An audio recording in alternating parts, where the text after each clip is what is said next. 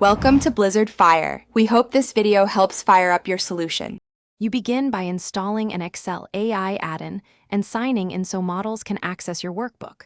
Once done, open your dataset and confirm headers and consistent data types. This prevents wrong suggestions.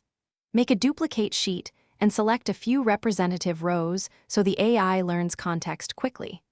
Now invoke the add-in and ask a clear first task like summarize sales by region. This starts the loop of AI-assisted transformation and keeps your originals safe.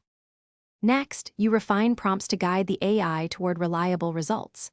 For example, request, create pivot-style summary of sales by region, show totals and percent change. Then add conditions or an example row so the model follows your structure. This reduces trial and error. Make the AI output formulas or Power Query steps rather than static values to preserve transparency.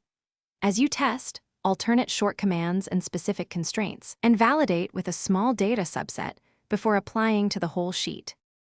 To finish, convert AI-generated steps into Power Query or named formulas so you can refresh automatically.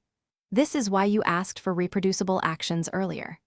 Once finished, validate by spot-checking totals and making a quick chart to ensure patterns match expectations.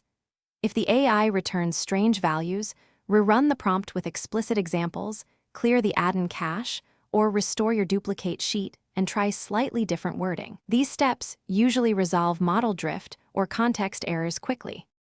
Thanks for watching. If you found this helpful, don't forget to like and subscribe.